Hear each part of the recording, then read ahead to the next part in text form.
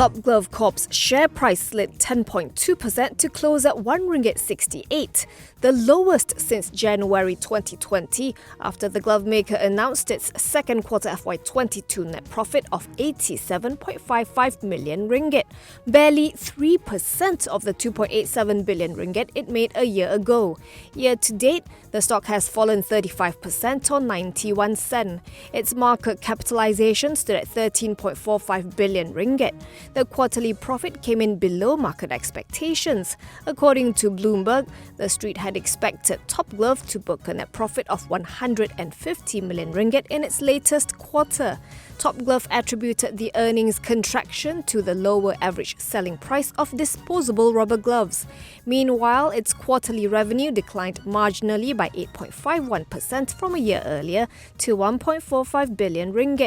For the first half of FY22, earnings came in sharply lower at RM273.27 million, barely 5% of the RM5.23 billion that it earned a year ago. Its 6-month revenue slumped 70% to RM3.03 billion.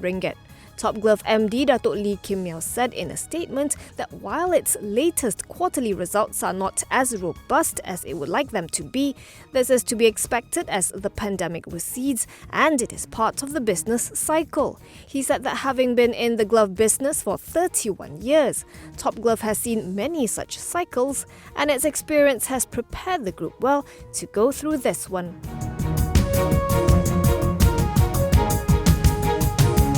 Datuk Wira Azhar Abdul Hamid is understood to have tendered his resignation as the chairman of the board of MRT Corp, barely 10 months into the role. A source familiar with the matter told The Edge that Azhar resigned earlier in the week due to a difference of opinion on the implementation of the MRT3 Circle Line project. The source said Azhar is leaving as he is not in agreement on some of the key terms of the MRT3 project. Azhar declined to comment when contacted.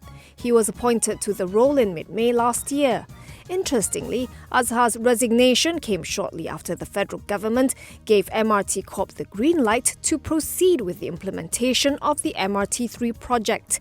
The tender for the project is still pending, and so the cost of the development is still unknown. It is also not known who will replace Azhar at MRT Corp or if the selection process has already commenced.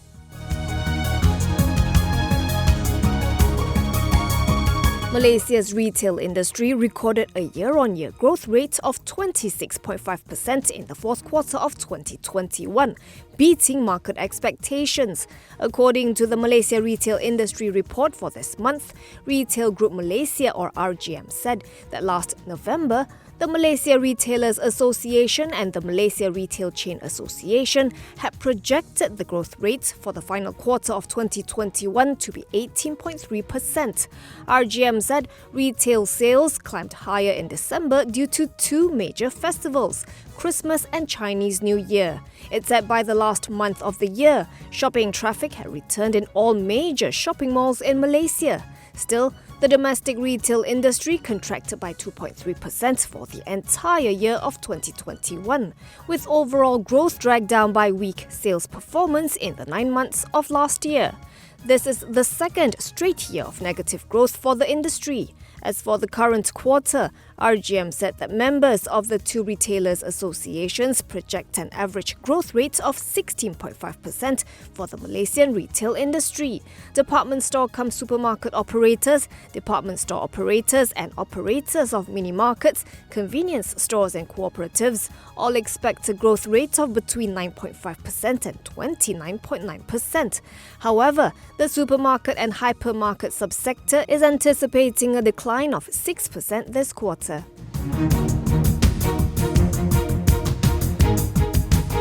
The US Customs and Border Protection, or CBP, has seized 4 shipments of a Malaysian palm oil derivative in Baltimore since February 11th, due to information indicating that the commodity was produced by forced labor. In a statement on its website, the US CBP said the shipments are valued at nearly $2.5 million or 10.5 million ringgit. According to the agency, it had seized the latest shipment, consisting of 108 seized super packs of palmitic acid on March 1st and confiscated 3 earlier shipments of a combined 270 super packs of palmitic acid on February 11th. It did not, however, identify the Malaysian company which produced the palmitic acid in its statement. All 4 shipments of palmitic acid were produced in Malaysia and destined for a processing facility in Delaware. The first 3 shipments were detained last November and the latest shipment the following month. The agency said it provides importers of detained shipments an opportunity to export their shipments or demonstrate that the merchandise was not produced with forced labour. However, the importer involved did not respond by taking one of these actions within the 3-month period, and the agency therefore seized all 4 shipments.